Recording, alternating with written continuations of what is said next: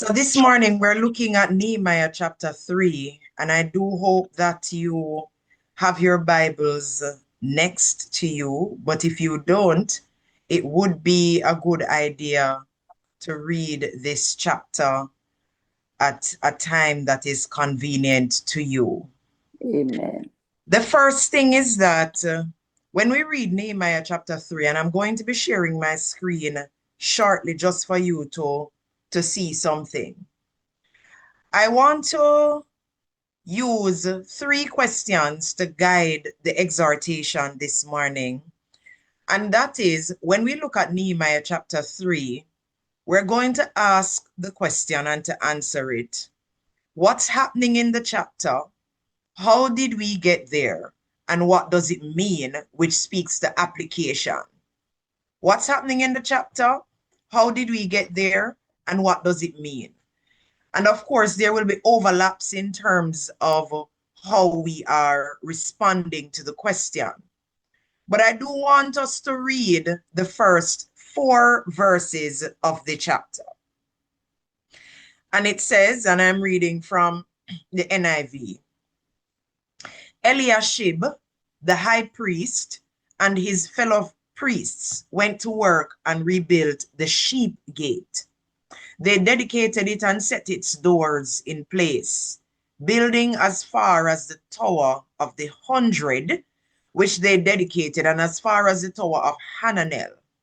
The men of Jericho built the adjoining section, and the Zaccur, son of Imri, built next to them.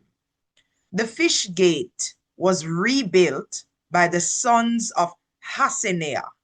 They laid its beams and put its doors and bolts and bars in place. Merimoth, son of Uriah, verse 4, the son of Hakkoz, repaired the next section. Next to him, Meshulam, son of Berechiah, or Berechiah, depending on how you want to go, the son of Meshezabel, made repairs, and next to him, Zadok, son of Baana, also made repairs. Now, the reason, this is the word of the Lord, thanks be to God. The reason I wanted to read the first 4 verses is to point out that in the first 3 verses, we are seeing the language of rebuilding. The sheep gate is being rebuilt, they're rebuilding this and so on and so on. But from verse 4 down to the end of the chapter, when you read it, we see the repetition of the word repair, that other things were being repaired. Now, I want to show you something very quickly. If I could share my screen here. And I want you to take a look at this diagram. And it speaks to, so what you're looking at, that the boundary line, that thick line, if you can see my mouse right here where you see all of these gates, that would be the wall. And all of the gates, them sheep gate, inspection gate, that we see in chapter 3. And on the inside of the boundary wall, we're seeing the temple area. And this is very important for us to understand, the temple area. Because the approach I'm going to take to this chapter is looking at the symbolisms and what it means. Now, on the surface, I want to use as a topic for this morning's exhortation, the work of restoration is dirty work. The work of restoration is dirty work. In chapter 3 on the surface, the chapter is very unexciting because it is a list chapter. And the list chapter, it outlines those who are rebuilding the wall and making repairs to the gates and all of that kind of thing, because the aim is to restore Jerusalem. Now, how did we get here? In chapter 1, Nehemiah receives a visit from his brother, Hanani, and some of his friends. And in verse 3 of chapter 1, it says, they said to me, those who survived the exile and are back in the province are in great trouble and disgrace. The wall of Jerusalem is broken down and its gates have been burned with fire. And the next thing we know is that Nehemiah, who wept and grieved bitterly for his people, he sought permission from his boss, the king, to visit his hometown because he knew that a great work needed to take place. He received permission from the king along with some official letters to take with him to Jerusalem. So in chapter 2 now, verse 10, we see something very important. When Sanballat, the Horonite, and Tobiah, the Ammonite official, heard about the repair work that was about to happen, the Bible says that they were very disturbed that someone had come to promote the welfare of the Israelites. And if you continue to read the story here in Nehemiah, we know that Sanballat and Tobiah became agents of discord, ridicule, mocking, opposition. But in spite of that, because Nehemiah knew that God was the one who set him to the task, he was not going to be sidelined, distracted, or discouraged. Now, why was it considered a disgrace to have the walls of Jerusalem broken down and the gates burned to the ground? Walls represent protection. It represents security and divine presence. The wall was a safeguard against enemy attacks, and it was also a symbol of God's presence and protection over his people. Now, remember that little square inside there, the temple area. The temple represented the place of God's dwelling. That's God's dwelling place. And I want us to think about where God dwells in this dispensation. So therefore, without the walls, these people became exposed and their identity and sense of community were compromised. Now, what about the gates? The gates represent access. The gates represent authority. If you can think about those instances in the Old Testament where you read where the judge will sit at the gate and legal matters will take place where people come to have their matters resolved, it's right there at the gate that it takes place. So the gates represent access, going in, going out, spiritual access as well. And it also represents security and spiritual transition. The gates also represent choice. If you remember, Jesus said, I am the gate. All right, in the Gospels. And also gates, they acted as barriers against enemy invasion. So it means then that Jerusalem was in great trouble and disgrace because they were open and vulnerable to enemy attacks. And they were easy targets for bandits. Their sense of community had been violated.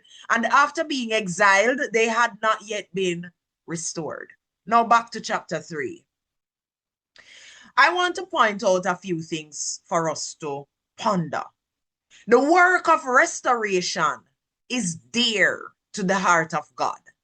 To restore is to bring back to its former state, back to its original condition. Jerusalem was being restored. Because when we look at the chapter, we see three main verbs: restoration, to restore, to repair, and to rebuild. When we talk about repairing something, it is to mend that which is damaged. It means that you're restoring it to a working condition. So the gates, for the most part, they were being repaired. And to rebuild is to build again, to construct again. And it indicates that extensive work is needed. So the wall was being rebuilt. Now, what are the key takeaways I want to leave with us this morning? It is important, my friends, to understand, to note that the wall was broken long before Nehemiah's generation. Sometimes we are called to rebuild what was broken before we got to that place, what was broken before we arrive. God calls us to repair breaches we did not cause, but we are responsible to restore. I want us to think about that. Secondly, there was a community of builders. I want us to understand that there was a community of builders. So therefore, the people worked side by side to rebuild the wall. When you read the chapter, you see next to this one, that is happening, and next to that one, that is happening. Kingdom work is relational. It is not isolated. Thirdly, repair work is not glamorous work, but it is necessary. God values faithfulness over visibility. We have what I am going to call some superstar Christians these days in the kingdom, where it's all about being on the front line and for people to see you and how talented and gifted and skillful you are. But when it comes to the work behind the scenes, you're not there. Because you can't deal with the hard work and dirty work. Just make the people them do the clean up and the mess in the back so you can come and show up on the front line, from the front page. So I want us to understand, my friends, that repair work is not glamorous work, but it is necessary because God values faithfulness over visibility.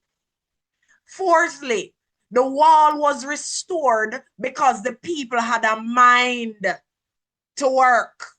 They had a mind to work. Get this, my friends, that preparation and participation are valued over skill. Skill is good, and we must seek to get better in whatever skill area that we are in. But when you see, when you're in the kingdom of God, sometimes the skill no utmost at this point. Once you have a mind to work, you just watch the spirit develop the skill that you need to get the work done. Preparation and participation are valued over skill. Willingness invites God's power. That's what we're seeing in the chapter. It's no coincidence that we had so many, men, even some of the worshipers doing the work of building and reconstructing, and everybody doing their little part. Everybody upon the wall and the gate and so on, and doing the restoration and the repair work. You think that they were all skillful in that? But they were willing to work and had a mind to work. Number 5, as I wrap up, each gate served a specific purpose. And I hope you're remembering the image that I showed you. The sheep gate, the dung gate. There's a gate called the dung gate, and it's through that gate that and it had a valley gate as well.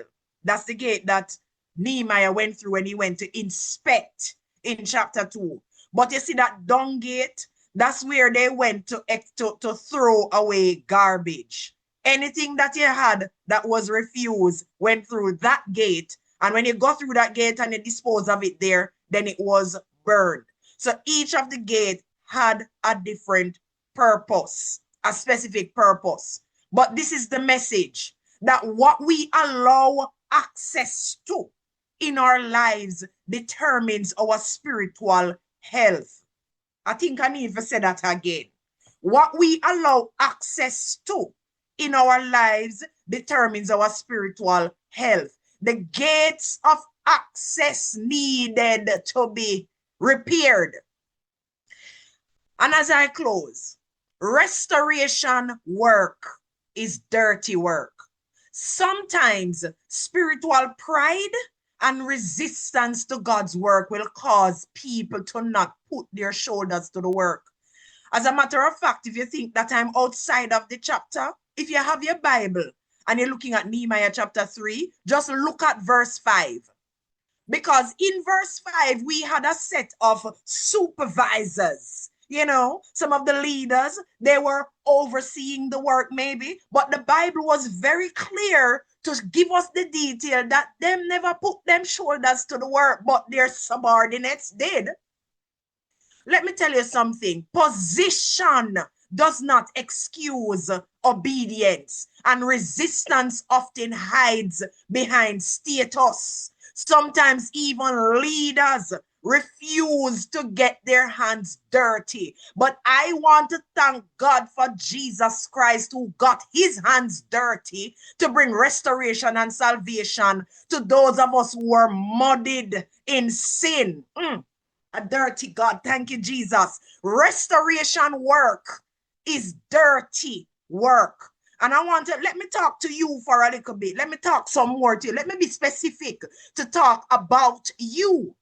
Those of you listening to me online, have the spiritual walls of your life been destroyed? Persons, I want us to understand that, the gates of access to your heart, has there been a violation? Has there been a destruction? Has your spirit been damaged? Have there been people who left you damaged and open and vulnerable to spiritual attacks? Left, right, and center, and you're just not experiencing any victory in your life because the walls have been broken down, and that temple area, it needs some repair work. What have you allowed access to in your life? And perhaps you have been hurt, abused, beaten, disgraced. I want you to know this morning that God is a restorer. And I want to testify that this God entered into my mess and he got his hands dirty and cleaned me up nicely. And he can do the same for you. My dear, I don't know who loved you and left you. I don't know who promised you the world and then flop you out. I don't know who has violated you and left your spirit damaged. Spiritually, emotionally, you are in a mess. But God can restore. He can restore the walls of protection and authority in your life, the gates of access in your life, and grant you peace. Whatever work is needed in our lives today, it's not too big for God, and it certainly isn't too dirty for him to step in and do what is necessary.